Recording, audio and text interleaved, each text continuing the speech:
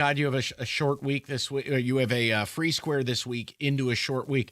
The Giants are hapless. None of our players are even healthy. So if look, you'll beat the Giants unless you did something outer intergalactic. Short week, pack here, win the game. If they don't win that Packer game, then I think that is a real seismic shift in how we view the team. Is that fair? It is. No, can't say that. Well, I just did. Well, guys, coming up next, I might have some numbers that may have you freaking out already. Okay. Amazing. 248-539-9797. Jonathan, shut up. All right, America's favorite place to watch football at Stadium Swim, Circa Resort and Casino. All the biggest games, best viewing experience, and it's built for fans. Perfect view of the big screen. Guys, make your reservation. You're right in the heart of Las Vegas. Ultimate sports destination. Book your spot today, circalasvegas.com. That's circalasvegas.com.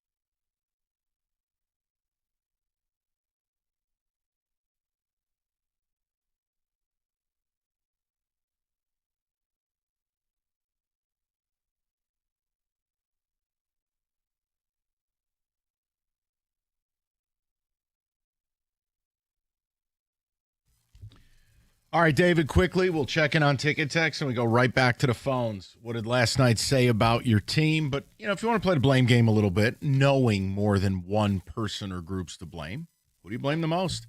Go ahead, David.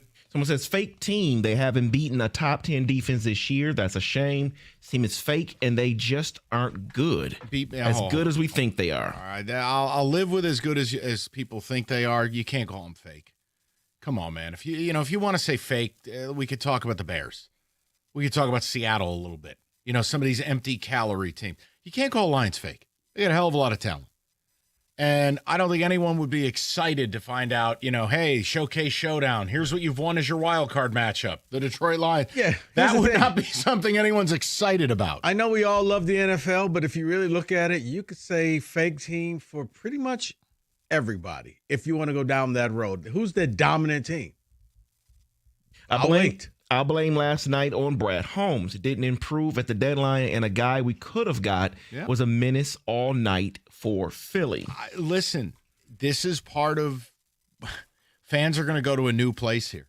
All your decisions come home to roost. And when you have these draft misses, and whether it's every third-round pick seemingly you've ever had, whether it's giving up 7,000 third-round picks for a receiver who played basically like 25% of the snaps last night, this is the issue. And then you almost mock the thought of adding defensive linemen. You triple down on Marcus Davenport, who's still dead, and then the deadline comes around and you do nothing.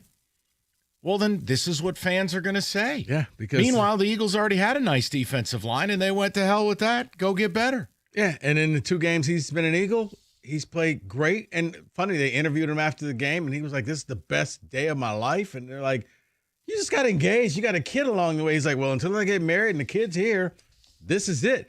Mike, he looks recharged. He looks energized. I don't play for Miami anymore. Correct. I get to play for a real team, and you can see it. Like, he loves the game of football It's again. like when players leave MSU.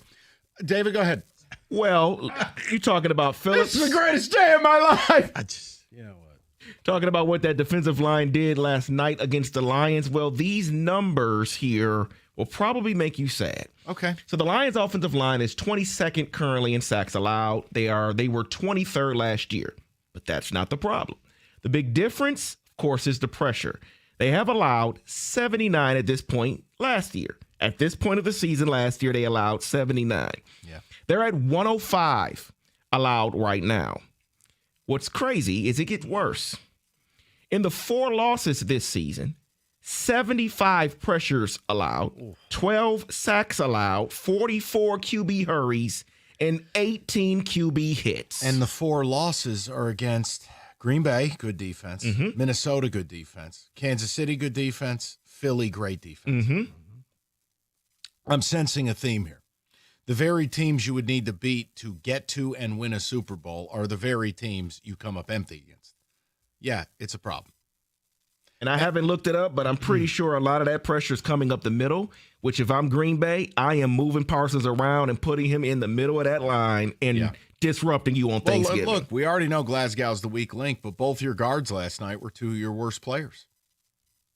It doesn't mean that they're bad overall or they can't recover, but yeah, they came up pretty small in a big spot. And you know why they got low grades?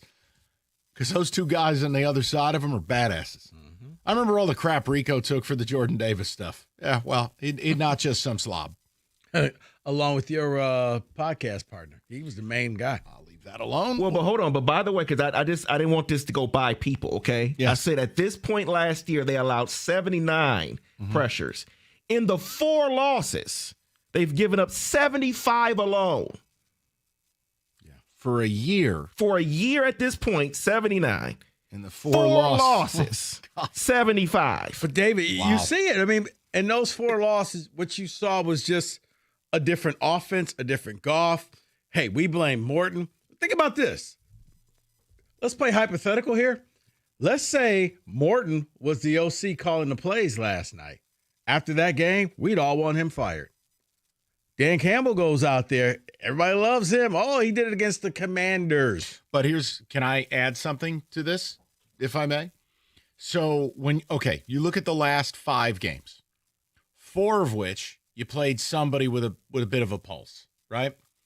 Then there was Washington. Can we just all agree we got to strip that away? Like, it doesn't even count. It's like what you do against the Giants. It doesn't count. Those are ghost ships. Famous James, man. Stop. So when you look at the games against these teams, and then you look at, okay, what does the offense look like, right? Like, what does this actually look like? Rico, the problem in all of this, remember the third down obsession I had bringing up those stats? And then people getting all pissed, you're negative. No, I'm factual. Last night, you know what they were on third down? Like 3 for 14. Yeah. So you are bottom. You are trending. David or Kenny, can you do this? Since I want to get to the phones and I don't want to multitask. Where are they in third down conversion rate? They were outside the top 25 before this game. There's no way it improved. So here's why. I'll land the plane, to your point. If Dan Campbell says this is who we are, maybe it should be this is who we were. Because if your percentages are that bad on third down, it's putting you in too many fourth down decisions.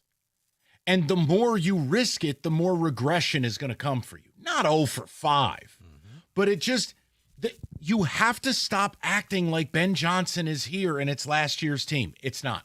This O-line is decidedly different. David, you want MVP? I'm going to upgrade the communion bread I ordered the church. You're getting the focaccia. We're serving hot focaccia. They are 27th in the league at 36% on third down. What? No, okay, so again, A little melted butter on the hot focaccia. David, rosemary focaccia communion Sundays. By the way, they were at 47% last year. David, it is not, if I have to tell another host at this station or a caller listener, it is not last year's team. Enough. Also, number one in third down conversion rate is Green Bay. So we're going to have to be dealing with that pretty soon. Yeah, but here's Green Bay's problem. They don't score the football. Oh, they convert all these third downs. Between the 20s, yes. They're empty calories. Wait, will you give the church some gabagoo? If David would like, David, what if you were known as the Panini Parish? Some gabagoo? What would happen? Yeah, we'll serve some mortadell for communion. Oh, Get in there. Get you half. Have some. Body of Christ. Go ahead. David serving up hot meatballs, people putting their bare hands on.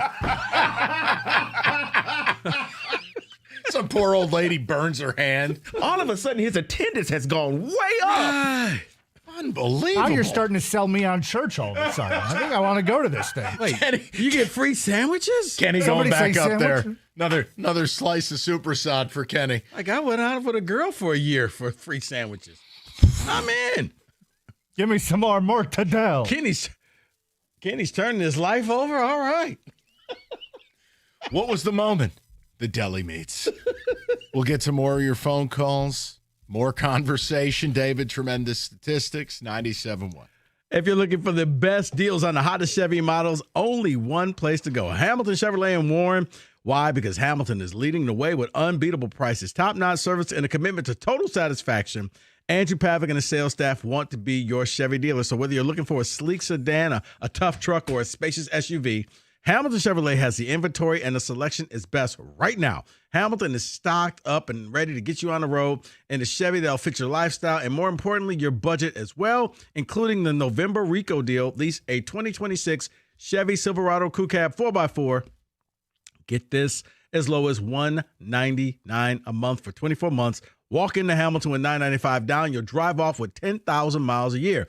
Guys, you know what I say. The best deals are found at 14 Mile and Mound.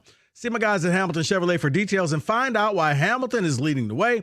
More at HamiltonChevy.com. Chevrolet together, let's drive.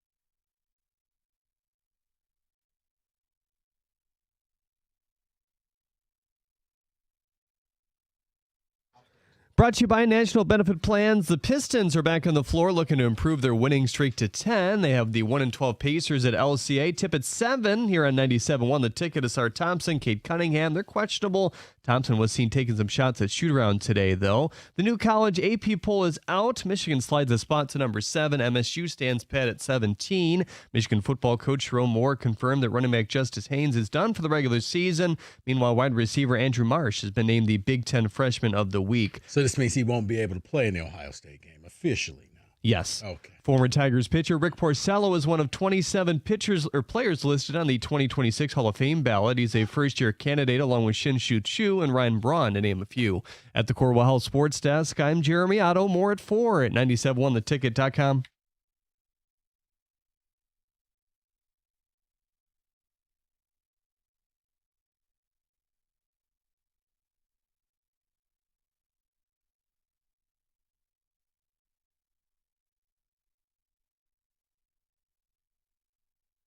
All right, let's get back to the people. Dre's in Southfield. He's up next. 97.1. Dre, what's going on, buddy? What's up? How you guys doing? Good, Hey. Dre. What's on your mind, pal? First off, the fact that Ryan Braun and Rick Porcello are on the Hall of Fame ballot is just yuck to me. Well, what's Okay, even worse okay, is Dre. the fact that Jeremy put it in his update. What the hell? I don't know what we're doing here if they're even on ballots, but whatever. Dre, no. Hold on. I'm going to let you finish. You should have seen Mike's face when Jeremy said that. He was just like, what are we doing here? I mean, that's like when he gives you a Big 12 women's basketball update in the middle of his update. Jeremy, just shorten the update. Yeah. Look, we're losing cap and pressure with Hall of Fame now, but whatever. In terms of the Lions, I think last night, I'm a pretty measured guy. Definitely not a Kool-Aid drinker, but I'm also, I give credit is due. I try to be straight down the middle as I can as a fan. I gave them a long sample size, but at the last night, I'm very comfortable saying that we are a good football team, but we are not a great football team. We're in that tier 2. And they're in a weird spot in that, like you said, Mike, they are good enough, so talented everywhere else on their roster, where you can't say they're done and they don't have a shot to get this thing done. But at the same time, unfortunately, their biggest weakness is almost like a kryptonite to their formula for success in their offensive line. The fact that they have a quarterback that is very Jekyll and Hyde. If Goff has time, he's not only – because a lot of people say, well, if you protect most quarterbacks, they can do well. And that's true. No, Goff, literally, if you protect him, he can be elite in terms of his production. He really is that good. However, when he gets pressured, he becomes a pumpkin. It's just the truth. He doesn't really have like a baseline. So because their biggest weakness is their offensive line, what you're going to continue to see most likely, and I hope they can try to balance it more, is when they play the bad teams like the Giants. I think the Steelers aren't that good either. They're going to win those games. That's why I still think they're going to make the playoffs. Bears even, but because I think the Bears are fake. I'm sorry. I can give credit. If I thought they were good, I would say so. Dre, you don't have to be sorry about it. Look who they've beaten. Anybody. And look how they've beaten them. No, you don't have to be sorry. Dre, facts are mean. Like, congrats on the wins, but that is not a serious team, and they will not win this division. No. They're probably a year away. But anyway, so I still think they make the playoffs, but the problem is when they go to the Rams, if they go to Philly, they're going to have serious issues, not defensively, keeping them in the game or even having chunk plays like they had last night. Like, they moved the ball at times last night. They had chunk plays with Demo and Gibbs, and there were times where you're like, okay, you see the elite talent, when they get the ball in their hands, they can still be dynamic. The problem is that when it comes down to the brass tacks, that offensive line just cannot hold water because they just don't have the personnel this year, and it sucks. Another problem is, and I hate the future cast, is that I think that there's a likelihood they're going to have to replace their left tackle, because I wouldn't be surprised if Taylor Decker pulls a rack now and doesn't get a ring and he leaves after this year. They have serious issues, man, and I just don't know if it's going to be enough for them to get home. Can they get to the playoffs? I expect them to. Maybe if they can win a division and host a playoff game, get out of the wild card, I'll expect them to do that. But in terms of, going further than that, man, you just can't fake a weakness like that, particularly when it gets exposed against good teams. And that's what I'm worried about. No, and I largely agree. Dre, that's why I don't agree with how Brad Holmes has operated. Get better. I think that's it. Also, the Bears, just to back up what Dre's saying, in case there's any angry Chicago fans, here's who you've beaten and why I'm not going to really go out and go crazy respecting it. Here's what they think about you. Yeah, Dallas, Vegas, Washington, New Orleans, Cincinnati, the Giants, and the Vikings, led by the worst quarterback in football, J.J. McCarthy. He is repugnant. No, Mike, He's atrocious. maybe, but here's where I'll stick up for them. You can only play who's on your schedule. Right, it's a last place schedule. Because, so, but I look at the Lions games and the games that they've won, and you could kind of say the same thing, but then people would be like, well, you're being mean. And what the about difference this? is, hold on, they beat Tampa. They dropped a bomb on Baltimore. The Bears got blown out by Baltimore. Here, how many of these are the Bears winning? Why don't we just distill it down? Pittsburgh, at Philly, at Green Bay, home Cleveland, home Green Bay, at San Francisco, home Lions. They might win one of those. Mike, you're correct. They might, but this Bears team, I'm not. As you like to say, I'm avoiding that game. I wouldn't put any money on them because weird things happen in those games. I don't know. Look, Bears football, I wouldn't recommend for anybody to watch, but I've watched some because I got a couple on my fantasy team, and I'm like, what? How does this team? I would be livid if I was a Bears fan. Listen, if we're sitting here the day after Thanksgiving and you've lost to the Pack and they've gone to Philly and beaten the Eagles, we'll have a completely different conversation. But it is on the Bears to prove they are real. I still believe the Lions are above them in the hierarchy of the division. And yes, I believe it'll be you and the Packers. Yeah. The Bears are a year away. But make no mistake. Oh, no. They're on their way. If I'm the Bears, and I would take a picture and I would clip out today's standings and say, hey, we were once in first place in the NFC North, because you're right, it may not last long. Let's go to the people. Go to Josh, 97.1. Josh, what's going on? Hey, am I on? You are live. What's going on, Josh? Hey, Mike, it's so crazy to talk to you. Yeah, so I just what if Howie Roseman and Dan Campbell were in the same organization? Oh, man. How different would this franchise be? And we're not talking enough, I feel like, how much Brad Holmes is just not addressing these issues. Because Josh, let me say this, take all the time you want, but I'm going to give you your simple answer, because your goals are different than his goals.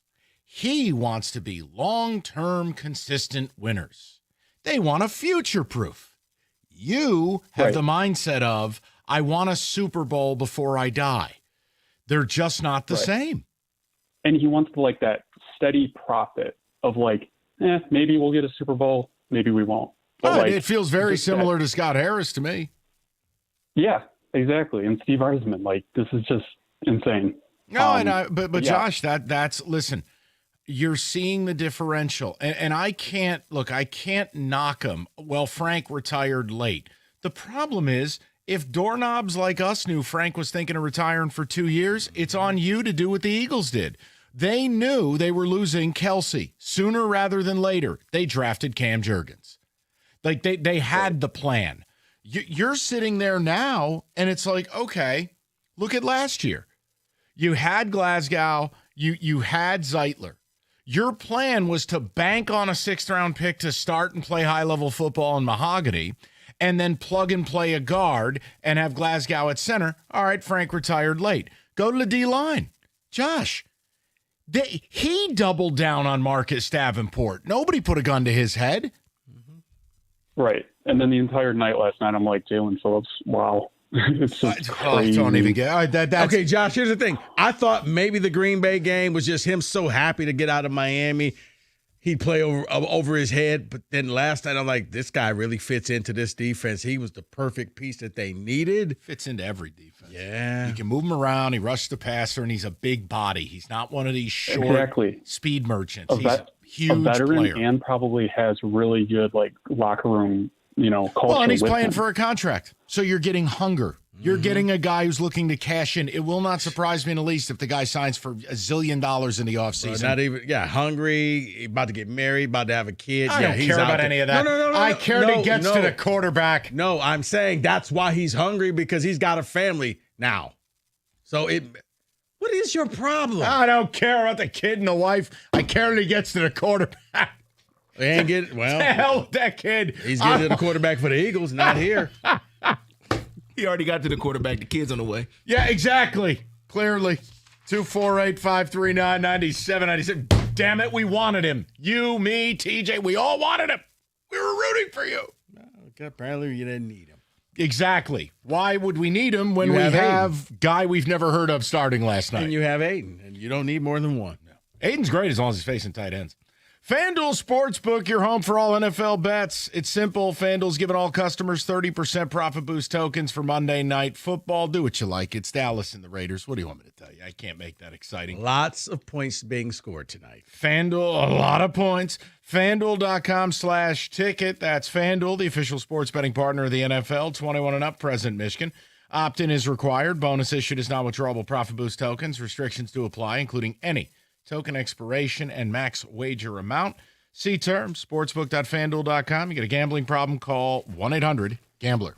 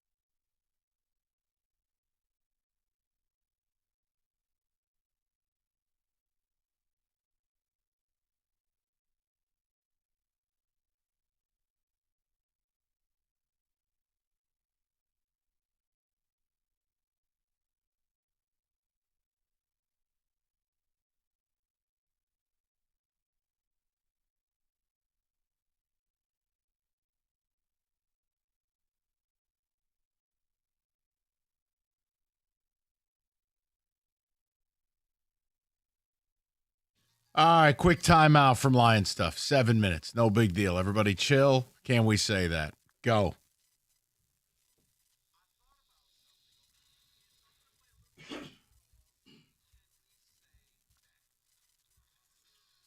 Oh, this is so exciting.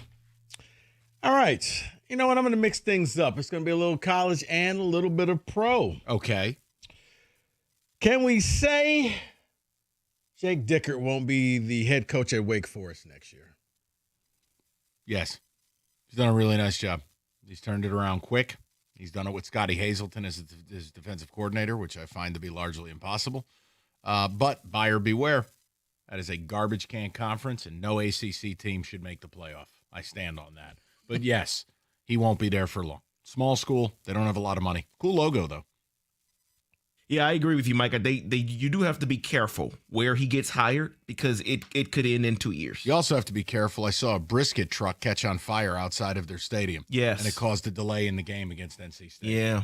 Are you serious? Yeah, there was a food truck outside the end zone, and it caught on fire, and they had to delay the game because it was just white brisket smoke everywhere. This is why you go with That's pretzels. the second time that's happened in college football this year. Happened earlier in the year. I believe it's Virginia Tech, I think. Yes. Man, probably some good brisket, the smoke. And Hey, listen. Can we say, and David, this was kind of for you, after committing 5 turnovers and being the only team in college football to ever win a game after turning the ball over 5 times, can we say that Michigan got lucky on Saturday? Oh, for sure. Yes, they got lucky. They should have lost that game many times. I don't understand some of the decisions. Bryce looks like a freshman, just like I expected him to. That game, when you don't have a running game and he's forcing it and he's trying to make plays, trying to throw the ball, just hand the ball off, dude. Why are you trying to throw it? You throw another interception. Just hand it off. Yeah, your entire offense is just waiting for the big play. That's what I've gathered. So maybe I'm wrong. Michael? Don't look at me. That game has every reason the Big Ten is trash. It's pathetic. It's not even good football. It's just trash. Oh, but, find ways to win and things. Do whatever you like. No. The Big Ten is so bad to watch, nobody can argue it. Comprehensively, this conference is absolute dirty diaper. Dirty diaper left in the sun. Awful. Let's take a little pause from Can We Say That? Let's play a little 97.1 Valeni and Rico Show Mad Libs game. I'm going to give you a headline. Okay. This is from Yahoo Sports, and see if you could fill in the blanks. All right. Blank University arranged for a private plane to be pick up several family members from blank family to fly to blank city to tour the city on Monday. Blank school arranged for a private plane for blank's family to fly to blank city. Yeah, I'm out. I think I saw this. Okay. Would you like to take a guess, Mike? SEC related. Florida? No. All right, I don't know. LSU Oh. arranged for a private plane to pick up several of Lane Kiffin's family members to fly to Baton Rouge and tour the city today. Okay. Apparently, the whole flight checker thing, people followed this plane. There's photos outside of this little private airport of his family coming off the plane. So Really? it kind of goes to what I'm saying. Ole Miss may make the playoffs. I wonder who their coach is going to be for that playoff game. I mean, boy, I tell you, that's- he got away with it Saturday.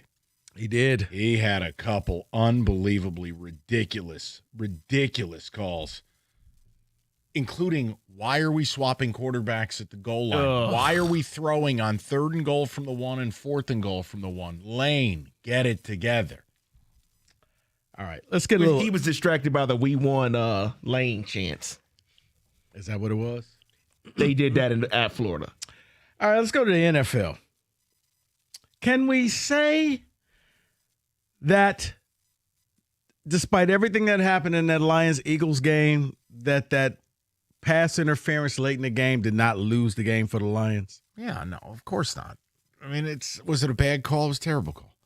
But I see that in every game. These officials are awful. You know what else is a terrible call? You jumping off sides against the tush push and them calling a false start in the Eagles. Welcome to NFL officiating. Don't go 3 for 18 on 3rd and 4th down. Don't have your quarterback go 14 to 37 like he plays for Navy. Don't go 0 for 5 on 4th down. Just don't have J-Mo act like an idiot and it costs you an extra point.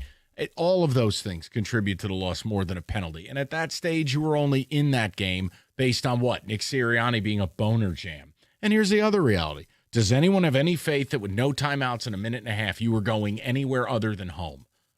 So, no, I don't want to hear it. That's weak sauce stuff. Yeah, no, what happens with some fans is the placement of the no call or the bad call. Because it's close to the end of the game, they want to focus on that. If that play happened in the second quarter, still a bad call, but it has no say-so.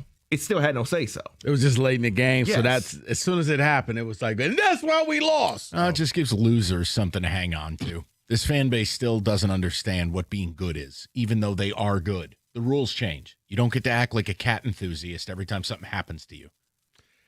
Mike, I got 2 can we say that layups for you. All right, You know what? Let's I get need it. you to knock it out the park. Okay. Can we say Seattle Seahawks got exposed? Yes. Look, their defense played really well, and it was really weird. There was a 24-minute span where the Seahawks had the ball for 21 of the 24 game minutes in the second and third quarter, yet they were still losing. They were terrible in the red zone. Who do I charge that with? Sam Darnold. 4 interceptions. 3 of them were his fault. I think they got fat and sassy on empty calories. Go look at the schedule.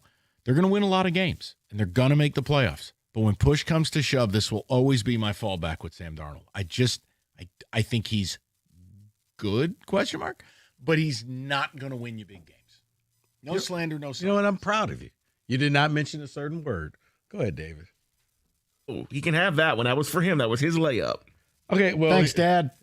This is for both of you. We can do the alley-oop here. Can we say it's time for Minnesota to reconsider what their quarterback situation is going to be? Yeah, 100%. I mean, they can't do anything in the here and now. I said this to Cookies. You saw Jefferson slamming his helmet down again. Jim and I talked about it. It's simple. An average quarterback, they'd win 10, 11 games and make the playoffs. Average, not above, average. JJ is far and away the worst quarterback I've watched this year. Every week, if you catalog the top 10 worst throws, he's got 3 or 4 of them. He's not just missing guys. He's nowhere in the area code. And when you can't put it in the catch radius of somebody like a Justin Jefferson, Rico, I can't help you. I mean, multiple times these bought and paid for announcers are even like, whoa, just a bit outside. Well, I don't know who that was meant for. He had 75 yards passing into the fourth quarter.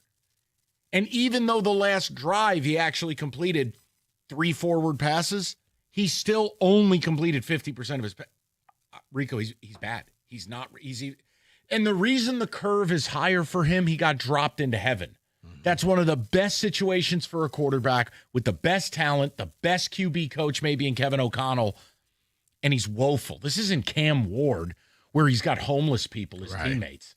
So, yeah, I think if JJ doesn't have a seismic turnaround here in what's left of this season, I'm Minnesota. I'm going to go all in on a quarterback. I'm going to bail because I can't waste this roster. See, Mike, don't let anyone ever tell you you can't see or your eyes are bad. J.J. McCarthy, first 3 quarters, 10 for 22, 74 yards, 2 interceptions. Off target, 32% of his passes.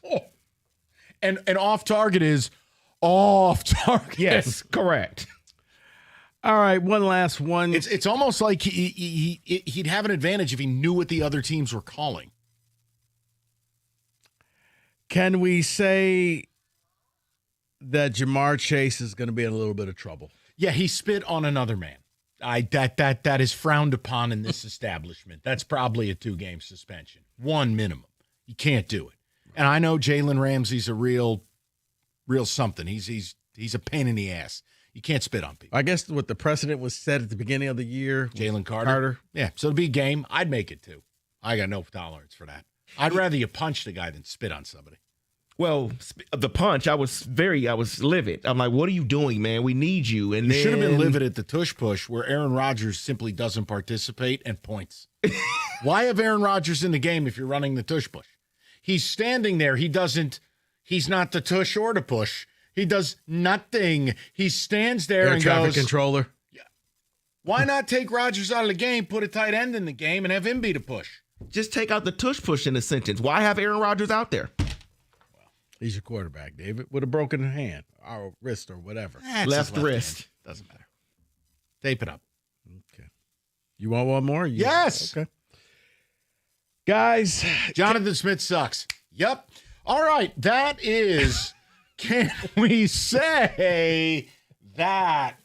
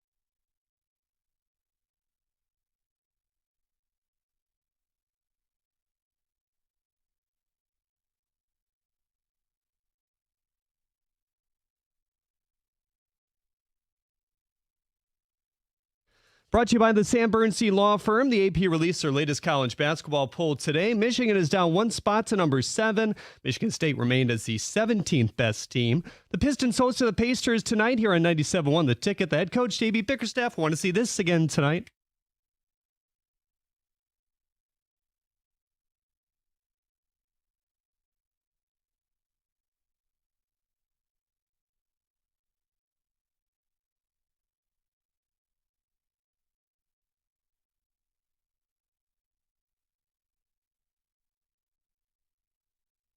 Michigan football coach Jerome Morris said the running back Justice Hayes will probably not return in the regular season. Meanwhile, after a 12-catch and 189-yard performance at Wrigley Field, receiver Andrew Marsh was named the Big Ten Freshman of the Week. Morris says he will probably stick with Marsh as their punt returner.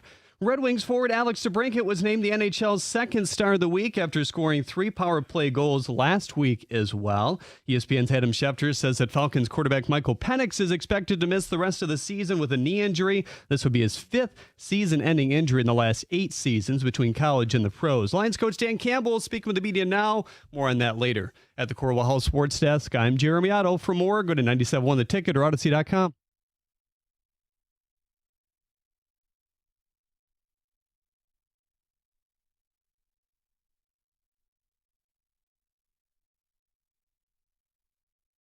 Yes, David. And since Jeremy decided not to do his job, I will give the breaking news of today. I'm just joking. He didn't see it. Be careful. He did not see it. Jeremy's upset. Virginia Tech and James Franklin are finalizing an agreement for him to become the school's next coach. I mean, we started, I said Franklin for VTech or Arkansas. Those would be the 2 best spots for him. He gets to stay in the ACC, which is garbage. You recruit the DMV area, which is where he made his bones, right? That Virginia, D.C., Maryland, and VTech, you win 9 games a year, they'll build a statue of you. And they're going to put about $250 million into the program from everything I've read. I mean, good for them. I mean, this news came out over the weekend, but when it didn't happen and it was Monday, it just led me to believe. I wonder if Franklin's using Virginia Tech as leverage for another job. Like, I really don't want to go here. He really wants another team to step up. But if I have to, I'll take Virginia Tech. But I'd rather coach No, and the thing Florida that made me or wherever. laugh was when State fans think they're too good for James Franklin. Like, I think Franklin's a bum at Penn State. Penn State, it's win the national championship or why are you here? I can't have that approach at Michigan State. The whole idea is if you go 10-2 at State and you lose to Michigan every year, you're still making a playoff. Well, he's off the board. Okay. And that's fine. I'm not going to sit here and go nuts about it. It's not like he's the only guy available. It's a good hire for VTech. For MSU, from a technical standpoint, the job's not available. Not yet, at least. Yeah, You're back channeling, but look, if someone, would they pay him? No news on that yet. I mean, David, I'll be shocked if it's less than 10 a year. Agreed. Serious money, cupcake schedule, fertile recruiting grounds, enter Sandman. I'm good with it. Like, you're James Franklin. Like, you weren't getting LSU. You are James Franklin. This is one where I need to see the deal is signed because I think he's playing him. I think he's trying to get more terms. I thought he said they're still working on No, coming. they're finalizing the agreement. He is the next head coach. So they finalized it. Yeah. And it's signed. Yes. Okay. Well, I don't know. Why don't you go ask him? Well, I'm not in the room when he signed it. Right, because it's spy. not like we've never seen coaches or somebody back out of a deal at the last second. That's all. When I first saw it, I was just like, yeah, something about this doesn't seem right. All right, let's get back to the Lions. We got the rest of the week. If you got a can we say that about the Lions game, bring it. But we've got a ton of people who have held. What does it say about them? And also, who do you blame? There's plenty of blame to go around, but what really drew your ire from that game last night? 248-539-9797. Let's go to Brian, 97.1. Yes, Brian. Hey, Mike. The one thing that I know it's not the biggest reason, but on the times that he had the opportunity to throw the ball and he had time, they were at the feet. They were 10 feet above everybody. It's those gloves. I can't stand those gloves. They drive me insane. Hold on, I'm just caution you. Tom Brady wore a glove. I don't care. Peyton Manning wore Maybe gloves. Tom Brady's not Jared Goff. No, I understand. I'm just saying I don't think it's the glove. I think it's the player. I saw him coming out of the tunnel in those things. And I looked at my wife and I said, it's going to be a long night. I mean, Brian, you know what? Look, I'll tell you what. I'll back up your point. Stafford was no good in a glove.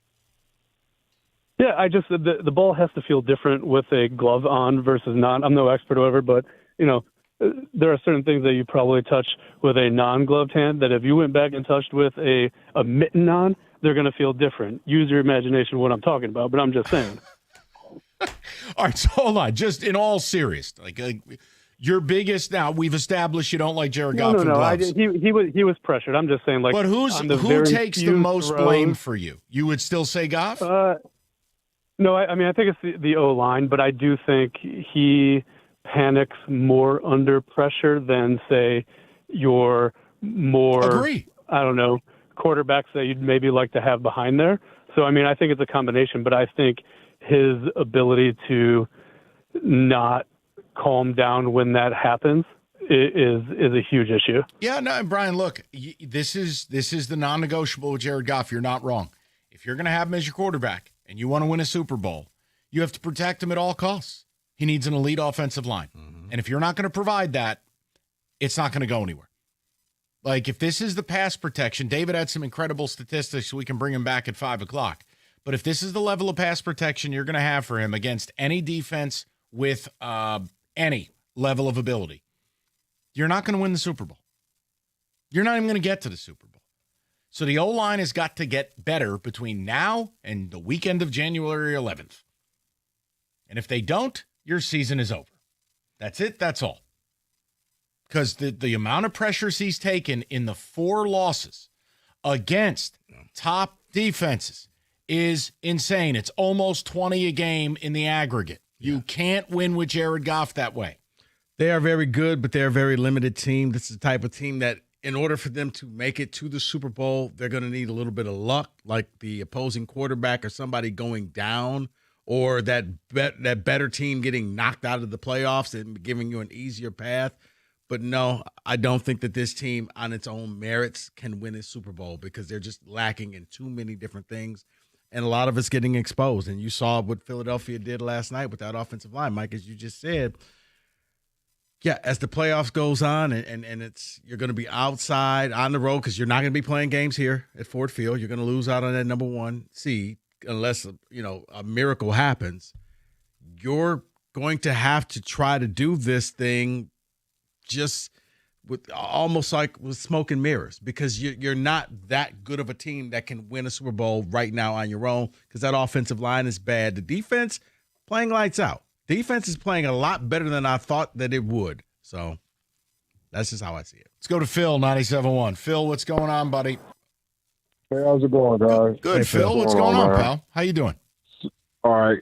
So I know I'm probably rehashing something a couple of callers have mentioned, but games like last night and games similar to last night that we've lost in the past, I think were lost like 2 or 3, maybe 4 years ago within the draft, man. Because, and Hatcher, you can correct me on this if I'm wrong. Wasn't Frank Ragnow experiencing a lot of injuries prior to his retirement? And he almost retired 2 years ago. Everybody knew this. Exactly. See, and I knew it wasn't crazy. So things like that, and with the lack thereof, or some of the moves that Brad Holmes made, and some of the lack thereof moves that he's made, they are coming to fruition, man. It's just this thing that Brad Holmes has about going with his own players and things like that. It's just, I mean, me and Rico talk about it a lot. These things they make no sense. Like last week when I was watching the game, I looked at how Philadelphia was manhandling Green Bay on the front, and I was like, that's not going to fare well next week against the Lions because they're not going to be able to deal with that pressure. And 2 of the guys that they had opportunity to get was it Carter? Was it Carter they had the opportunity to get, or was it Jordan? Yeah, they Davis could have taken Carter. They traded down and took Gibbs. You can't slander him there. They had the ability to move up. They moved up. I thought they were moving up to take Jordan Davis. They moved up to take J-Mo. Now, that one will always be questionable because J-Mo's more of a luxury than not, but I understand his role here. I'm good with it. Right. Now, again, he did something stupid last night, and it cost the team a point in a game where points were at a premium. Mm-hmm. Right, That's exactly. the stuff that kills me. And then then on the other side of that is that you overlook Phillips, you overlook Montez Sweat, you overlooked it was one other person. Oh, Chase. I think it was Chase that was available last. Yeah, they don't value the defensive infamous chair line. drop. They don't value Exactly. it the way we do. It's just it's the reality of the situation. And again, go look at even when the Davenport thing, which was a bad signing to start, even when it blew up in their face last year, they didn't learn from it. They doubled down, called him the linchpin of the defense, and brought him back again. Cutscene. He didn't make it through the opening credits, and he's gone for the season, basically. No, because here's the thing. If you have a good defense, a great defense, even when your lights-out offense isn't scoring, like Philadelphia has problems scoring points, you can still win games. You win the ugly games. You win the games that people are like, they're not that good and their offense stinks. Yeah, but they keep winning.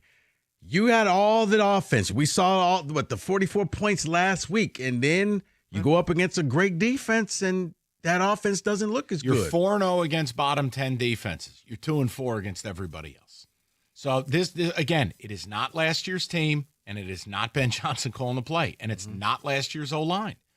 They have to take more of a shift to being a defensive team. I think Kelvin Shepard's done an incredible job. Outstanding job. Imagine if he had the amount of toys. I think Aaron Glenn, if he had the amount of toys that the offense had last year. Totally. I know it's not last year's team, but just looking at Shepard, like, man, if he had 2 more players on that defensive line, wow. Totally agree. Take him to the bridge. All right. With football in full swings, you guys heard me talk about the partnership with Fanatic Sportsbook and their one-of-a-kind fair play injury protection. There's no better place to bet than Fanatic Sportsbook on Sunday afternoons. And Sunday afternoon proved my point. Green Bay at New York.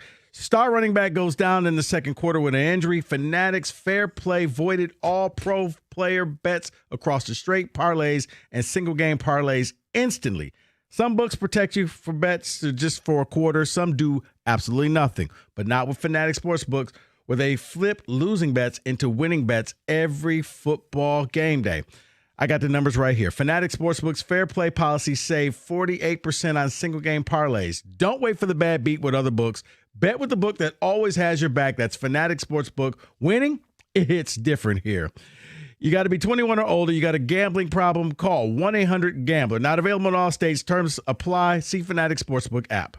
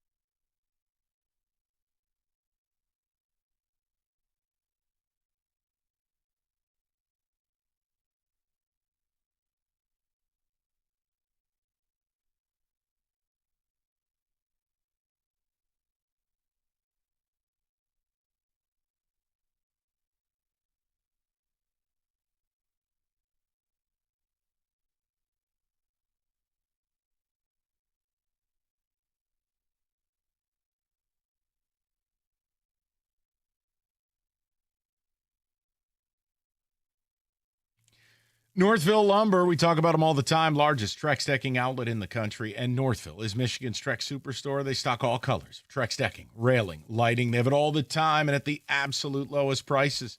So whether you're a builder or do-it-yourselfer, you count on Northville to have all the Trex you need when you need it. Call them today or stop by, take home some samples, buy it where the pros do. It's Northville Lumber. Stop by, go to northvillelumber.com. That's northvillelumber.com.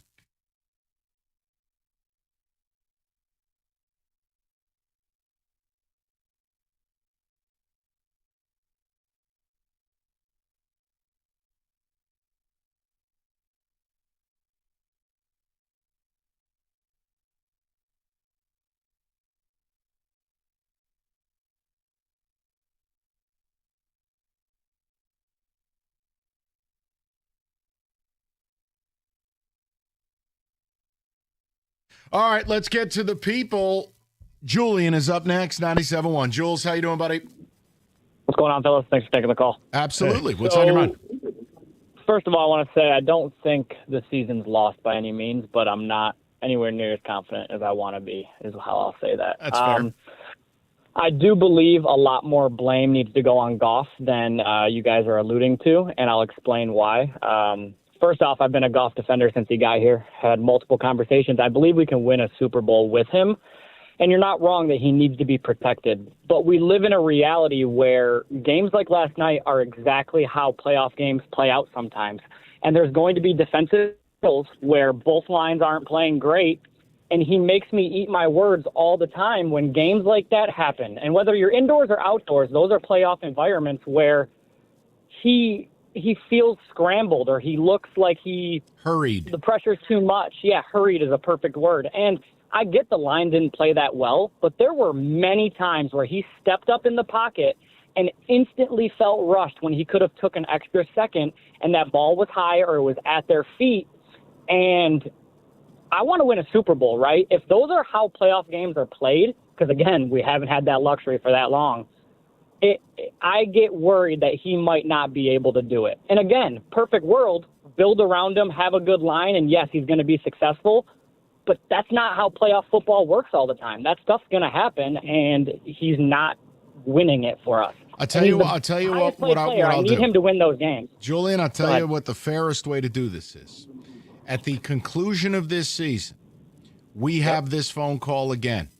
If he doesn't win these showdown games against the Rams or against the Pack, if they have another early playoff exit, I think you have a conversation, and I won't be mad at it. It doesn't mean you act on it, but I don't want to have that conversation after one really brutal night where... Right, because I don't put our troubles 100% on him, but if we're talking about last night, I believe most of the blame has to go on him. When games like that happen, I need my highest paid player, my star quarterback, to win those games. The Eagles gave us many chances to win that football game. I agree. Whether you want to praise our defense or say it was them not playing well on offense, we had many chances to win that football game. Whether our line played good or not, we should have won the game, and he didn't step out and just win it for us. Well, I'll say this. I need him to do it. Julian, here, I want to say something and give you a chance to say I'm being unfair. Fair enough. I think you win the game if Ben Johnson was calling the plays. Fair enough. I can't instantly say you're wrong, but I can't also say those wide receivers weren't open. You know what I mean? I know. I'm just talking from a schematic standpoint. It always felt like we didn't get games like this. When Ben Johnson was here, the scheme and the sequencing and how he called a game would never allow a defense to just pin their ears back and we're coming to get you. Versus last night, Fangio basically said, okay, I see what's going on here. Yeah, I watched the Viking game. And okay, so you're seeing it multiply now. You see why I said what I said. This was always a part of losing Ben Johnson was a big deal, and the copium that took place all summer long by a lot, not all, a lot of the fan base, that's what drove me insane. No, you're right, because I look at your losses. The Buffalo Bills game was just Josh Allen.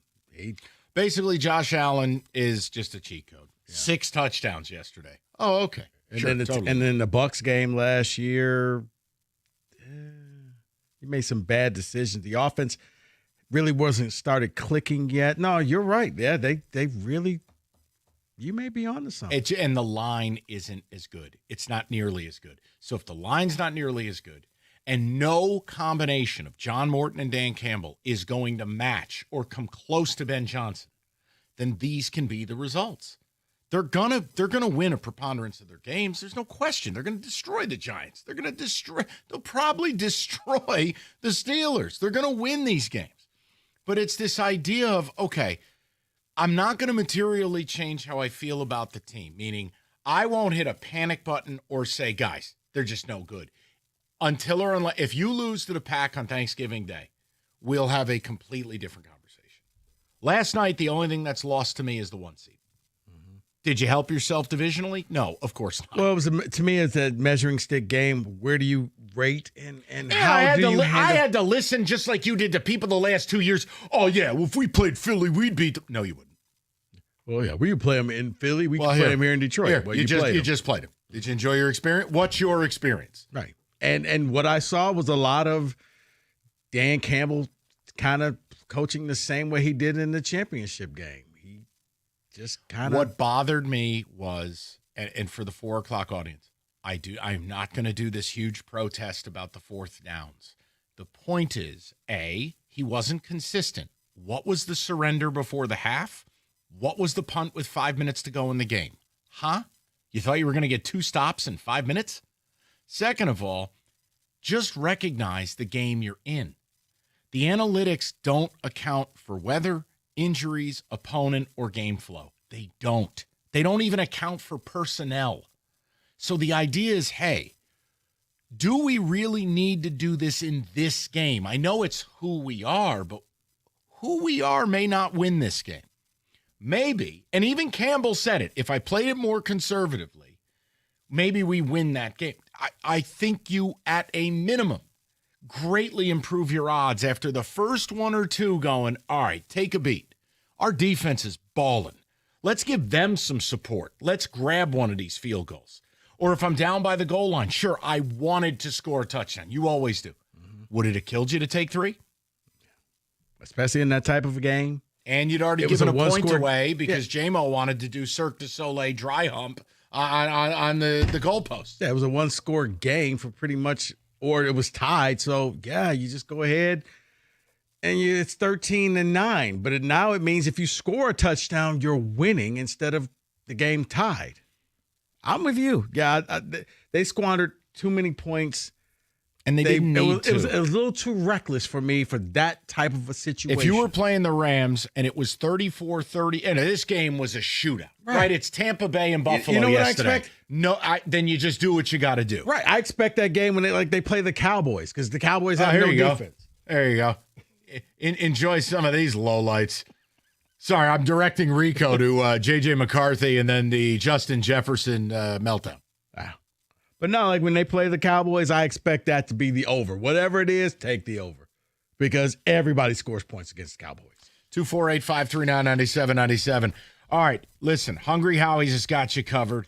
51% off any large, round, original, or thin crust pizza with any and all of your favorite toppings. So whether you're a minimalist or you want the exotics like Kenny Cott, they have got you covered. All right, it's very, very simple. 51% off. Just go to hungryhowies.com. You place the order for carryout, 51% off. hungryhowies.com. Limited time only. Take advantage before it's too late.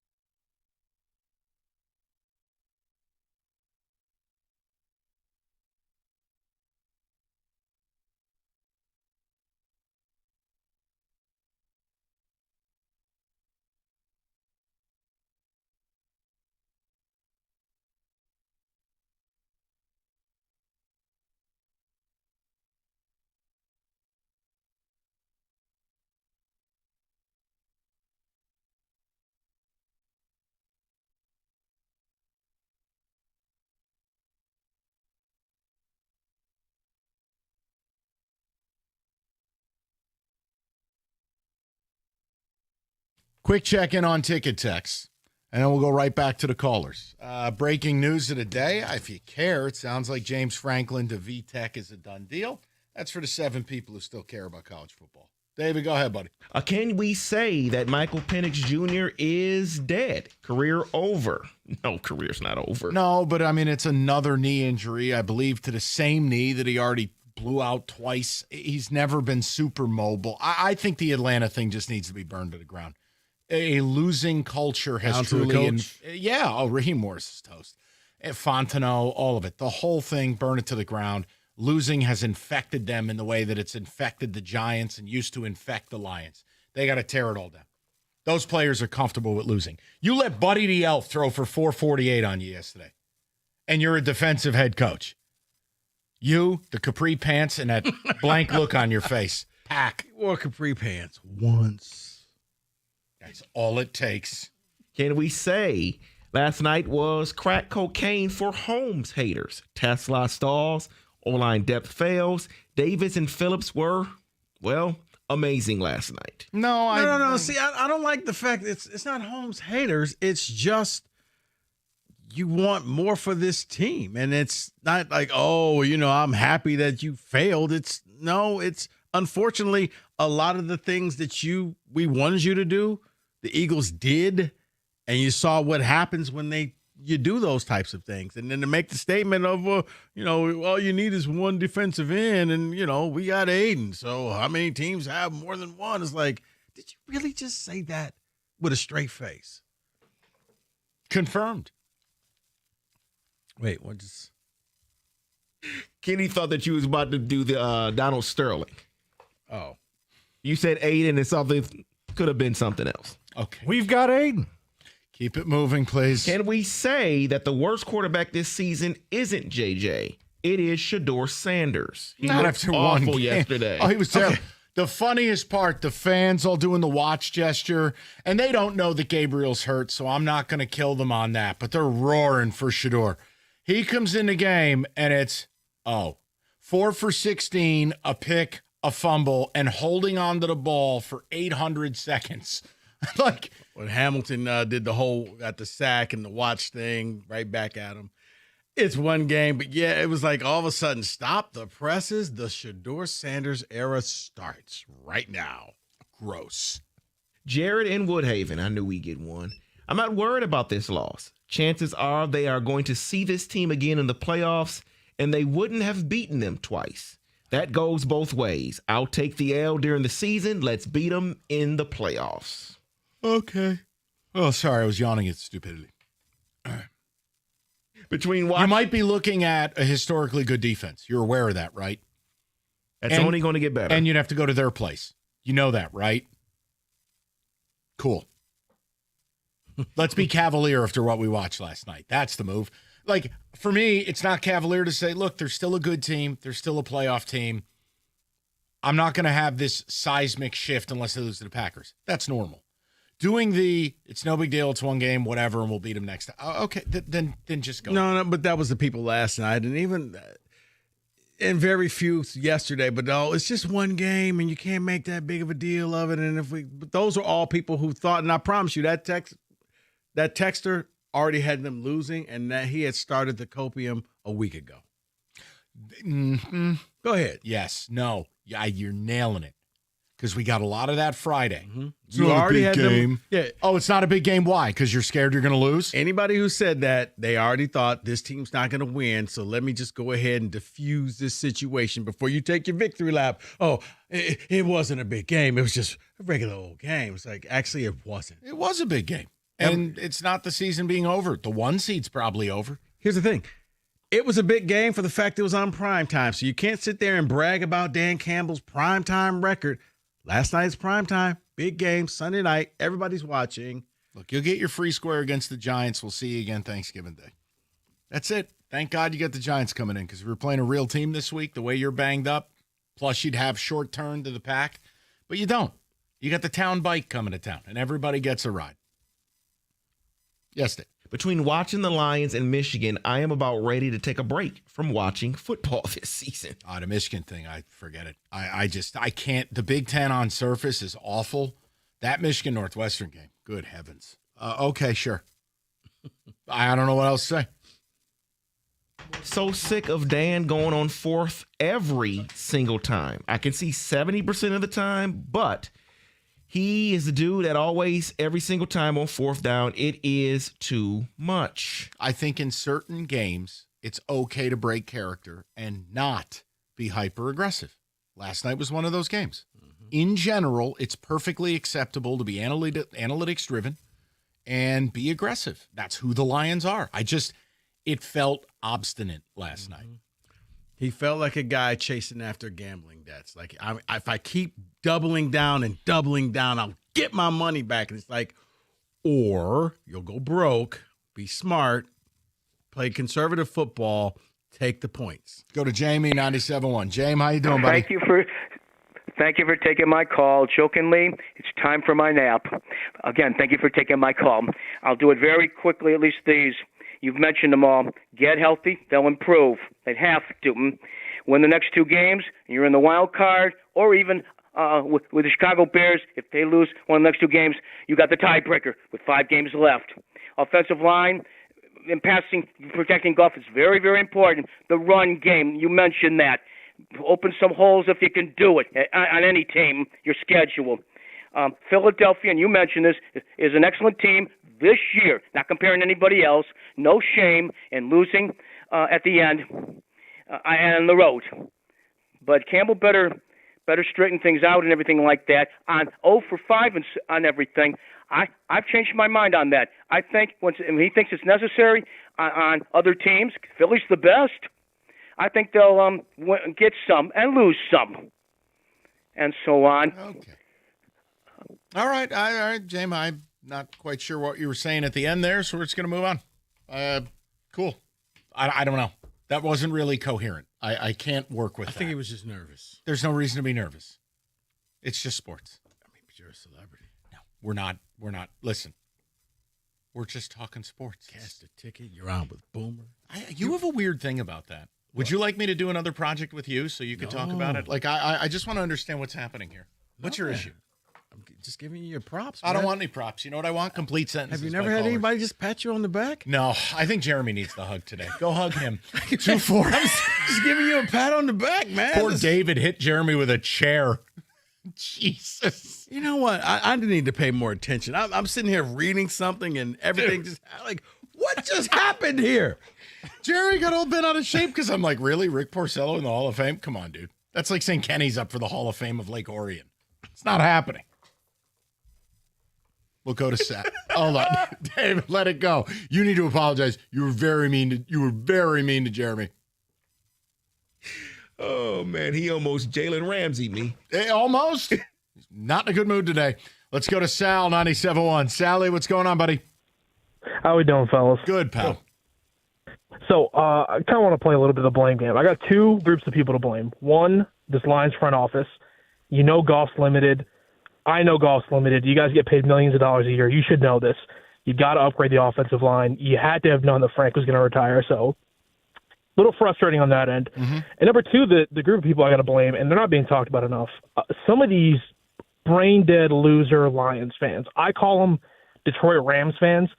I'm just done with it because if you keep being apologists for this team not playing up to standards, getting worse in the offseason, and, I mean, not playing well against these big-name teams, it's just, like, there's no incentive for the front office to get better if you're going to keep buying tickets, you're going to keep showing up to games. It's just very frustrating. So, Sal, I feel like you're my spirit animal. I agree with you. There's a segment of this fan base that drives me up a wall. It's like you wanted to be good. You're good. Well, here's what comes along with it. The bar has to be raised. Like, I love this game they play where it's only a big game when they win. Like they'll sit there and touch their chandelier over beating the brain dead Commanders. And then it's like, okay, so wait, when you get dummied by the Eagles and your quarterback goes 14-37 and you don't score double figures, that's not a big deal either. Oh, remember how bad fans were peacocking after the Baltimore game? I know. Oh yeah. Yeah, that loss doesn't look as good now. Quick question for you guys. You guys have been on the radio for a long time, so I got to ask, how much of that is that this franchise has been a loser franchise for the last, 50 years? 99% how much of it? You think it's 99%. 99%. Well, what's the other side of the coin? The what? The other side of the coin is just that people are crazy now and they're just going to glaze whatever it is. Well, okay. I I mean, it's a little Sal, bit to do with Sal, that. I'll give you an example too, and I don't want to go too far down the rabbit hole, but you know my opinion about what I consider alternative media. You know, teams should not have media. That's called propaganda. Then you have fan media. That's also propaganda. Fan is short for fanatic. I think what we're dealing with now, Sal, if you live in your algorithm, you become it. So what you do is you've now trained fans like little doggies and kitties that no, you can't say mean things. Well, no, facts aren't mean. Yes, they are. Well, Sal, a lot of Lion fans, they live in a world where everything's perfect all the time because that's all they're fed. Here, let me help you out with that, Mike, and add on. It's to the fact now, if you ask a serious question at a press conference, You're a bad guy and you have an agenda. It's an agenda. It's a gotcha question, and who is this guy? It's like that's just a real question. But nobody reacts when somebody's up there going, "Hey, coach, go blue." Like, huh? Right. But if you ask a real question, it's like, it's a gotcha. I see where you're going with this. It's what we all see. Just could you answer the question? 248-539-9797. Goff makes fun of you. Well, that audio was interesting. I didn't think it was a media problem to be asked about the fourth downs on a night where nothing went right. And you wanted to know you were 0-5, and that's just a really good question. Sorry. But Hey, listen, the Giants are going to make everybody feel good. You're going to be fine, and we'll get to Thanksgiving. No faith in Jameis? Come on, man. Gabba, gabba, goo. He was really pleased with himself there, huh? All right, November. Man, I love Jameis. Football season, tailgates, hunting trips, and MSU still winless in the Big Ten. Hey, listen, it's the Red Tag Sales event. It's happening at Moran Chevrolet. You can level up the tailgate for, right now, 26 Silverado LT Crew Cab. You can haul the gear up north or to the game, $189 a month, 0 down. GM employees and immediate family members. You need something a little more compact. You can check out the 26 Equinox LT, $279 a month. Moran, they make it simple. MoranExpress.com, check inventory, but also schedule your certified service. It's on Gratiot, just north of 15 Mile in Clinton Township. Moran Chevrolet, where you always get the best price period. Chevrolet, together, let's drive.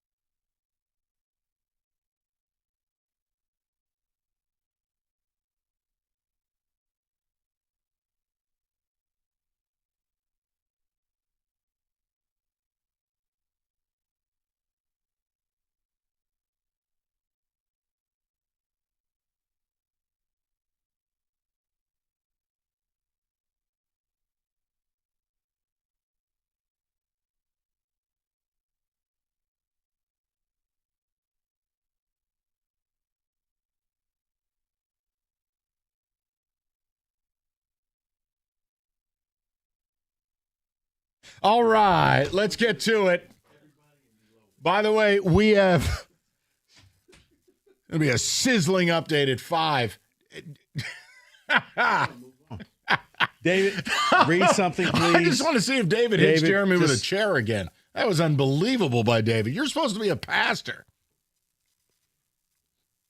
I'm just going to read ticket text. Didn't like Campbell's look. He almost looked like he outsmarted himself and was lost on the sidelines a little bit. No, I'm surprised nobody said he didn't have on the glasses. I'm not That's doing the problem. I'm not saying that. You're reading way too much into that. Phillips would be nice, but not for a second-round pick. The Lions don't have any thirds. That's because you gave them all away for a receiver who doesn't play. That's the point. Also, who cares? I mean, win Super Bowl. The Eagles are going to get him for free because if these 2 games against the Pack and you are any indication, he's going to make $20 million a year for somebody else. They're going to get a 3rd-round comp pick for the 3rd they gave away. And even if you gave up a 2nd-round pick, how's Enix Rastraw doing for you? Anybody seen him? He's hurt. That's tough, man. That's tough. For 2 years, David. You can't predict that when you draft the player. That's a 2nd-round pick that hasn't played. So if you traded him for a 2nd-round pick, at least he's playing. All right, I'll just read this ticket text here. It says, can we say JJ only got drafted that high because they won a championship where they cheated? It didn't hurt.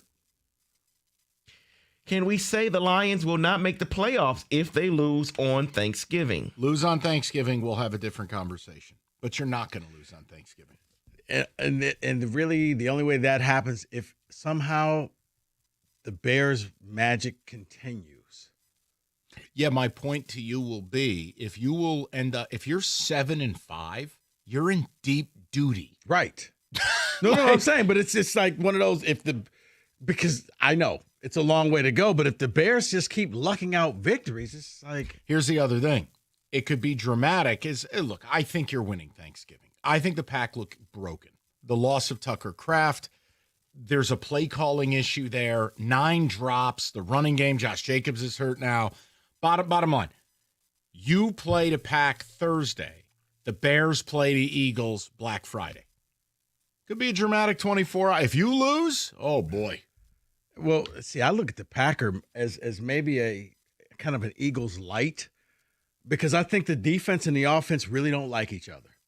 I think the defense is like, we've been carrying you guys. Could you please do your job? And for both teams, the offense is just doing just enough, kind of. But defensively, they're good. But how did the Giants possess the ball for 36 minutes? A 15-play drive? Name 5 Giants. Yeah, is it one of those things that I'm not trying to make him out? Because they haven't really seen Jameis in this offense. No. They've seen him in that offense that you don't really know. Okay, David, it's one of those, you have that great game, and then after that, you're done. He ain't no different in that offense than anything else he's done in his career. But it's that offense. You don't have the tape, and now everybody has the tape, and they're like, yeah, we can go ahead and shut this down. You got enough tape on Jameis Winston. David, he keeps getting jobs. If he was that bad, he'd be out the league. Ticket text here. Sam in the car says, your quarterback comes out wearing gloves. Dead giveaway. No, it's not. Tom Brady and Peyton Manning wore gloves. Come on. It's more the weather thing. No, wind and cold is not a Jared Goff day. It's just not. It's why it's critical to get home playoff games. This is not news. Let's go to Jerome, 97.1. Jerome, what's going on? Hey, thank you for taking my call. Hey, I'm not just a slappy Lion fan. I've been a fan since 1970, but I must admit that Goff was the major reason why they lost last night. However, I think they could still win with him. They just need to tweak a couple of things about him, because I think when he plays tough teams like Philadelphia and playing in, and on the outside and whatnot, he is happy feet. He doesn't set his feet when he's throwing the ball. I think that's where most of his problems came. But Jerome, that's why I don't totally blame him. His feet are not in good order because he's under pressure. He has to move off of his spot. And he's never been the type of quarterback that's going to sit there with people hanging all over him and just sling throws down the field. Now, that was Matthew Stafford, still is at age 37. They're decidedly different players. You got to protect them if you want the best of them. And Jerome, this O-line right now, two of your lowest graded players from that game yesterday were both starting guards. You just can't live with that interior pressure for a guy who's not mobile. It's a death sentence. Look, here's the deal, Jerome. Look at Justin Herbert. Does everybody think Justin Herbert's a really good QB? Immense physical talents. Justin Herbert threw for 83 yards yesterday. Why? Jacksonville bodied him from start to finish. It got so bad, they pulled him out of the game. There was a Trey Lance sighting. If you don't protect your quarterback, and again, Herbert is mobile. Herbert's way more physically imposing. It doesn't matter. Like, I can't turn him into Josh Allen. I can't turn him into Baker Mayfield or Lamar. No, but Mike, there's always been people who just didn't like Goff. And last night, like for somebody said, this is for all the Brad Holmes haters last night. No, this was the Jared Goff haters last night. I love how disagreeing with what a GM does makes you a hater. I know, but you know what? I'll just own it because, yes, I'm more of a build up the defensive line. Defense travels. It wins championships. It doesn't matter. As a matter of fact, when the weather is bad, your defense gets better. Instead, they like their toys, and they go out there and get as many as possible. They like their toys. They do. You say that so passive-aggressive. Jeez. All right. I mean, that's just the way you said it. That's all I go, oh. No, but like last night, who started opposite Aiden? Was it Bob Muhammad? Nope. There's your problem. Go and again, you could tell me Davenport. I'll tell you why the hell did you sign him? Marcus Davenport's an idea. He's not a player. Like this is the whole thing. They're gonna get some pieces back. The defense, I don't worry about. I only worry about the 4-man rush because there is no 4-man rush. It's Aiden and nothing. Mm-hmm. And you see the byproduct. Last night, Aiden got to the QB one time. It was against tight end. Here's what I can't figure out. How is there a scheme that exists in this world that features a tight end blocking Aiden Hutchinson? How is that idea still on a whiteboard anywhere in any offensive office in this league? I think you can cheat and maybe they won't notice that one time if we put the tight end out there. Yeah.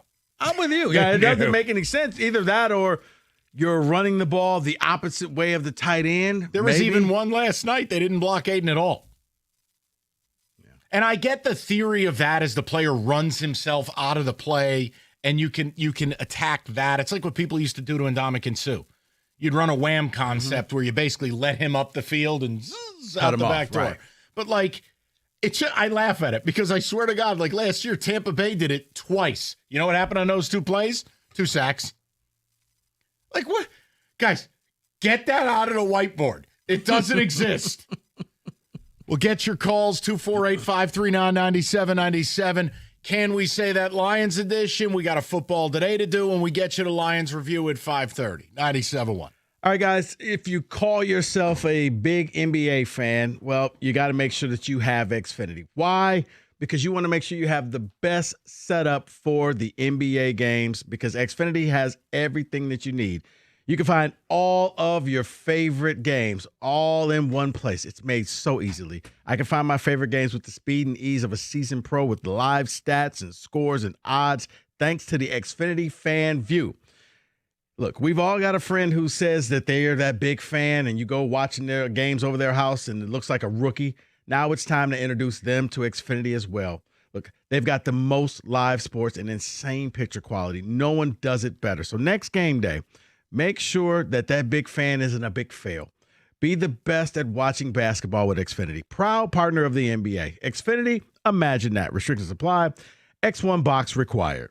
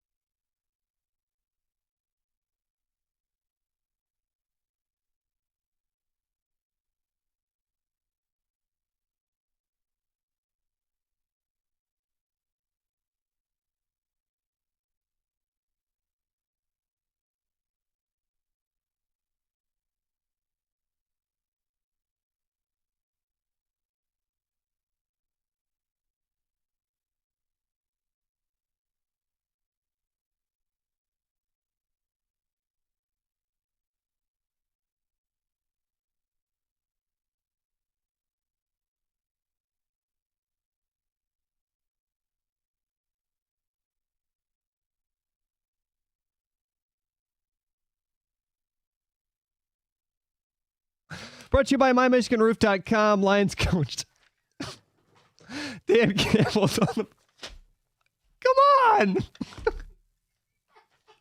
Lions coach Dan Campbell told the media last hour that he's feeling pretty good about the possibility that corner DJ Reed and linebacker Malcolm Rodriguez could return this week. The NFL has suspended Bengals receiver Jamar Chase 1 game for spitting on Jalen Ramsey. Michigan football has ruled out running back Justice Hayes for the rest of the regular season. The x-rays on Jordan Marshall's shoulder were negative. Head coach Jerome Moore says he feels good about where he's at in terms of availability. He also said they'll probably keep freshman Andrew Marsh returning punts. According to Pete Thamel of ESPN, Virginia Tech and ex-Penn State coach James Franklin, they're finalizing a deal to become the next Hokies head coach as well. Start times for the last week of the regular season have been released. MSU Maryland will be a 7 p.m. kick at Ford Field. The Pistons are back on the floor looking to improve their winning streak to 10. They have the 1-12 Pacers at LCA. Tip at 7 right here on the ticket. Asar Thompson, Kate Cunningham. They're both questionable. According to Shams Spurs star Victor Wembanyama is expected to be idle for the next 2 weeks at least with an injury. The new college football AP poll is out. Michigan slides a spot to number 7. MSU stands pat at 17 as well. At the Corwell Health Sports Desk, I'm Jeremy Otto. For more, go to 97.1 The Ticket or Odyssey.com.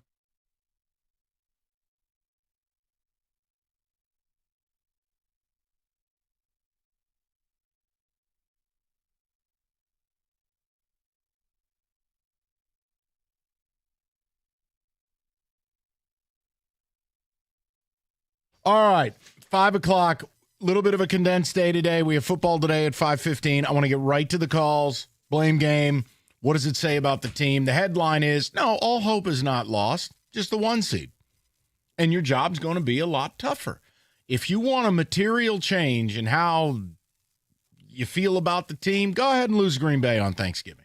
Then we'll have a different conversation over some dry turkey. Yeah, I don't think Dan Campbell not losing 2 games in a row is in jeopardy. No, because the town bike is coming to town. Well, I think you're disrespecting Jameis. Yes. Yes, he does that to himself. Look, the Giants are terrible. You'll win. You don't even need to game plan for the Giants. Okay, I know they're going to win. So but Mike, you know the NFL. You can't take teams for granted. You can take my team for granted. That's that game where you're like, oh my God, how in the world did that team beat that team? Yeah, that's not. There's Dolphins, Bills. All our good players are dead. We fired our head coach. Jameis Winston's my quarterback. You're going to beat us by 70. This is what the Lions do best, though. They get all fat and sassy on these garbage teams, and they start celebrating and stunting and doing all their stuff. That's fine. Nothing will change. The reality is you have faced 4 top 10 defenses. Mm-hmm. You are now, what have you done in those games? That's right. You haven't beaten them. Yeah. You're 4-0 against bottom 10. Yes. Oh. Was that your Jonathan Smith? Oh, when did you meet Will Smith? All right, let's get to the people. Drew's in Roseville, 97.1. Drew, what's going on? What's going on, fellas? How you doing, Drew. buddy? I'm starting to feel like Tommy D from Goodfellas. Like I was on the pay no mind list, man. No. It's just we got jam-packed phone lines today. People are pissed. This is why I just remembered why I stopped calling on Mondays. Got it. Yeah. Anyways, okay, first of all, I got a couple things, guys. First of all, correct me if I'm wrong, since the reboot of the Lions when they came to life 3 years ago, this is the toughest schedule, especially on the road, that we've gotten since the reboot, correct? Say that one more time. We can agree that this is the toughest schedule they've had with Dan Campbell, correct? Yes. Yeah. I mean, okay. Secondly, the thing that bugs me most about, here's the thing. Can we say that maybe Dan Campbell's a culture builder and not the guy to take you over the finish line? No, I don't think that's fair. You're calling him a Rick Carlisle. He hasn't been here long enough. Show me 5-6 years where you don't get to a Super Bowl, you keep losing in the playoffs, stuff like that. We'll do it, but you can't say that. Okay, no, that's not fair. Well, the reason I even bring that up is because a pattern is starting to come here. It seems with all the all these tough games that we come up, last night I started to get a little deja vu with the Frisco game, only opposite directions. Okay. I love Dan Campbell, man. I love what he's done for this team. Everybody loves him. I want him to be the guy, but you got to be able to read the room, dude. I mean, and this is it seems to be a pattern for him. This is the second loss in a row that we didn't really adjust to anything the other team was doing. Well, here's your problem. Without having an elite offensive coordinator, right, Ben Johnson, you're taking a step back there. But also, it's easier to adjust when I have the best offensive line in the league. You no longer have that. Okay? Like the guys who played guard last night were your bottom 2 graded offensive players. Tate Ratledge is a rookie. He's primarily been good. He was horrific last night. Yeah. Bobby Ashwagandha, or whatever his name is over on the other side, also atrocious. Yeah, and then even your tackles, injured. You know, they got beat a couple times. So, yeah, this isn't that same offensive line. And as you stated before, Mike, I'll just make it simple. This ain't last year. And this year, the line not looking good, especially going up against some top defenses. You haven't won those games. You'll get an opportunity in 2 weeks. You know what? Keep everybody healthy against the Giants. You'll beat the Packers. And be prepared for Green Bay. You'll beat the Packers. Packers dropped 9 passes yesterday. 9. That's unspeakable. Your quarterback has 11 incompletions. You dropped 9 passes? And you allowed the Giants, who no one can name 5 of their players, to possess the ball for 36 minutes? That's not dominance on defense. That's playing with your food. Okay. I'm just saying. No. But, Mike, here's the thing. You're playing the Giants, so are you really that invested in that game? Or you just kind of, let's not get hurt, fellas. Just do your job. I got a shot at the number 1 pick. Do your job, Detroit. Back to the people. Pat, 97.1. Pat, what's going on? Hey, how you doing, Mike? Thanks for taking my call. Yes, sir. Quick question, and then I'll sit back and listen. Why was Jared Goff wearing a glove on his throwing hand last night? Didn't all those passes seem to just tail away from the receivers all night long? I would blame his feet before I blame his hands, brother. He was hurried. He was moving off his spot. He was all disjointed.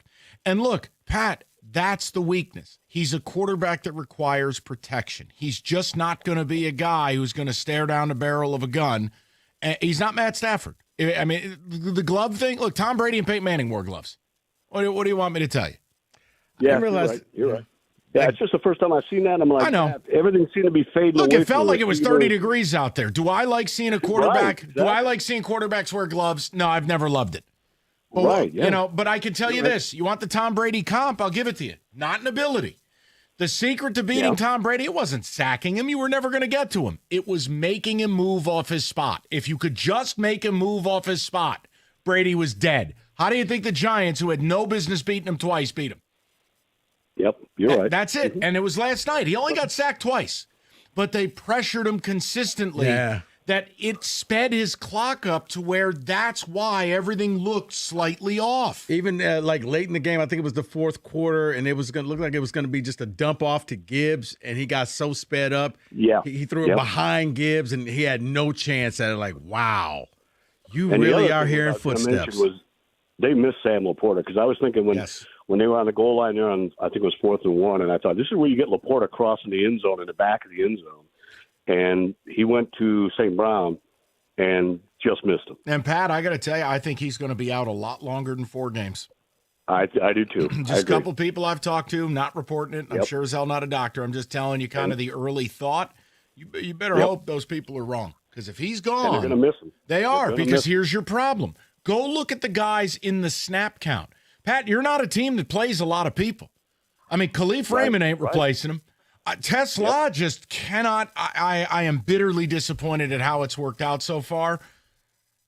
He would be the best answer, big body, patrol the middle of the field. You don't have any other answers. So you got to learn to live life without him. Plenty of teams go through this. Plenty of teams do it. I mean, what do you want me to tell you? Baker Mayfield goes out every week and competes. But what's it starting to look like? They don't have Evans. They don't have Bucky Irving. They don't have Chris Godwin. They're down an offensive lineman. It catches up with you. When all of a sudden Baker Mayfield now has become 50% of the offense because he's running the ball, Correct. You know they've hit desperation time. Correct. No, it's David, I got time for one more? Yeah, that's not how That's not how you say yes.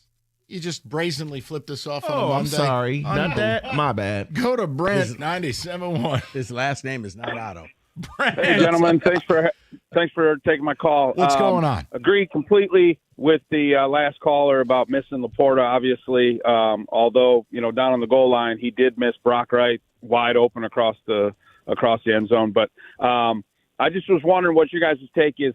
Can we say that Amon-Ra St. Brown is apparently dealing with some kind of hampering injury of some type, because he doesn't even look remotely the same as what we're used to? And I'll let you guys go ahead and take it from there. I mean, look, has he had a couple of uncharacteristic drops? Yes. He's one of the most reliable players in the sport. Look, we're just over halfway through the season. He's got to have almost 70 catches. I don't want to take it too far here, guys. Yeah, but we just don't ever expect him to drop a catch, especially if it's a third or fourth down. Yeah. Look, here, I just pulled this up. I just had a second. He's 6th in catches, 8th in yards, 2nd in touchdowns. And that's after a game he primarily did a whole bunch of nothing last night. Right. Now, if you want to knock him for anything, you could say, well, what is his average per catch? It's about 11 yards a pop. It's low. It's a new offense. We talked about this. And if the O-line can't protect the quarterback, he will not have time to do the things he needs to do. Everyone loves these deep crossing routes. And, oh, look at J-Mo. You got to block that up. And the running game isn't as good as it was last year. And here's the other thing. Maybe you had that play designed and it was going to work perfectly, except for last night, Philly knocked down 6 passes. Yeah. It's going to take a lot for me to say something bad about Amon-Ra.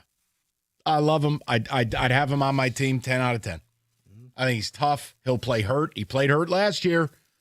But I can't speak to whether he's dealing with something, and I can't associate a couple of surprising drops with an injury. I can't do that. I want to give Detroit a lot of props and at least our listeners.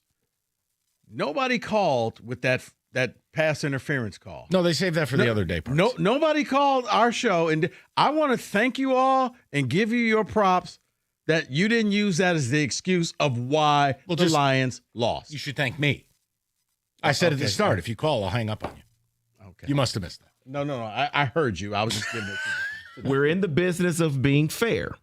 Kenny, I just asked him a question. They got one call during the midday show. Excellent. I don't know what they got in the morning show. No, you know what? Because I think most people realize, look, if anything, that was a makeup call because you got one earlier in the game. Now, it sucked that it was so late and it would have got you the ball back.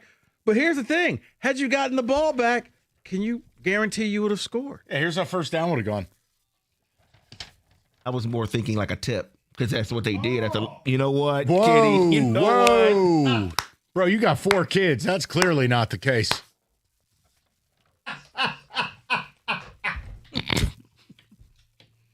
We all needed that laugh. That was a tough game last night. All right, Wayne, Oakland, or Macomb County, changes are coming to 26 health insurance market, and they could impact your coverage. Why navigate it alone? The answer, don't, unless you're a masochist. Call Mike Papur, National Benefit Plans. He's got 30 years of experience, and he will shop health insurance carriers that are on and off the marketplace. He'll show you a variety of all your options.